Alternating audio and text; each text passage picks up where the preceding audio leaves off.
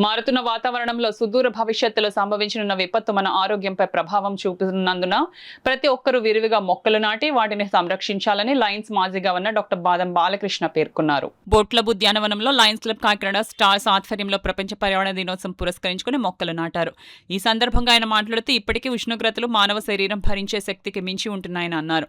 భవిష్యత్తులో మరింత ఎండల తీవ్రత పెరిగే అవకాశం ఉందన్నారు. దీని నివారణకు ప్రతి ఒక్కరూ మొక్కలు నాటి సంరక్షించాలని, అదేవిధంగా ప్లాస్టిక్ ను నివారించాలని అన్నారు. క్లబ్ అధ్యక్షులు ప్రసాద్ నాయుడు మాట్లాడుతూ ధరిత్రి ఆరోగ్యం సమస్థితిలో ఉన్నప్పుడే మానవాళి ఆరోగ్యం భద్రంగా ఉంటుందన్నారు. ప్రతిరోజు పర్యావరణ పరిరక్షణకే మనవంతు కృషి చేస్తే భవిష్యత్ తరాలకు మంచి వాతావరణాన్ని అందివ్వగలమని ప్రసాద్ నాయుడు తెలిపారు. ఈ సందర్భంగా ప్రముఖ గాయకులు రాజబాబు పర్యావరణ పరిరక్షణపై పాటలు పాడి అవగాహన కల్పించారు. ఈ కార్యక్రమంలో డాక్టర్ అడ్డాల సత్యనారాయణ, వాకస్ సంఘ అధ్యక్షులు రడబాల రత్నప్రసాద్, ఓం నమ శివాయ, నిమ్మకెల వెంకటేశ్వరరావు, బుద్ధరా సత్యనారాయణ రాజు, చింతపల్లి సుబ్బారావు, కె శ్రీరామరాజు, ఐరెడ్డి వెంకటరావు తదితరులు పాల్గొన్నారు. కార్యక్రమాన్ని మరి ఈరోజు పెద్ద ఎత్తున చేపట్టడం నిజంగా ప్రసాద్ నాయుడు గారి వారి యొక్క టీంకి మన అభినందనలు తెలియచేయాలి. అలాగే ఇక్కడ boat club walkers association president అయినటువంటి అడబాల రత్నప్రసాద్ గారు, వారి టీం కూడా వీరికి సహకరించారు. అలాగే బుద్ధరా సత్యనారాయణ రాజు గారు వీళ్ళందరూ కూడా ఇక్కడికి వచ్చారు.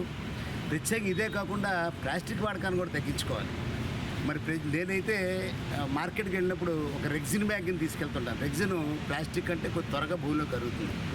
అందులో నేను కూడా ఒక సుమారు 1500 బ్యాగులు, ఒక 200 రూపాయలు విలువైనవి కూడా కాకినాడలో చాలామందికి పంచాను.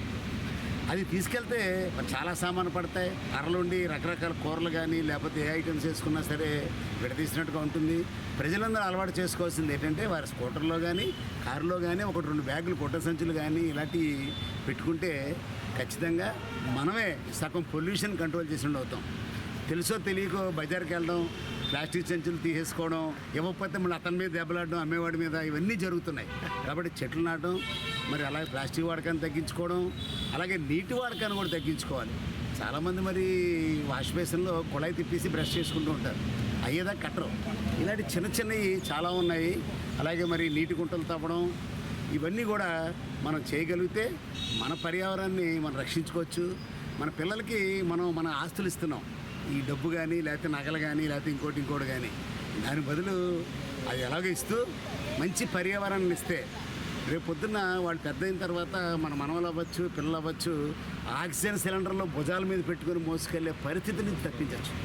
కాబట్టి మనం మన భావితరాల కోసం ఈ యొక్క ప్రతిజ్ఞ చేస్తూ పర్యావరణాన్ని పరీక్షించుకోవాలని చెప్పి కోరుకుంటూ ఈ కార్యక్రమం చేసిన అందరికీ కూడా పేరు పేరున అభినందనలు తెలియజేస్తాం. ముఖ్యంగా ఏదైనా షాప్కి వెళ్ళాలనుకోండి, మా ఇంట్లో నేను జూట్ బ్యాగ్ పట్టుకెళ్తాను, అది పట్టుకెళ్ళి ఇంకా ప్లాస్టిక్ పొల్యూషన్. టీలు ఎలాగ తాగేస్తారు, అన్ని ప్లాస్టిక్, అన్ని కడగలంటే 100 సంవత్సరాలు పడతాయి అన్నమాట. దీనివల్ల పబ్లిక్ అందరికీ కూడా చాలా అవేర్నెస్ కలెక్ట్ చేయాలి, గవర్నమెంట్ చేస్తుంది. ముఖ్యంగా ఎన్ని పొల్యూషన్ ఎన్ని కావాలంటే విరివిగా మొక్కలు నాటాలి.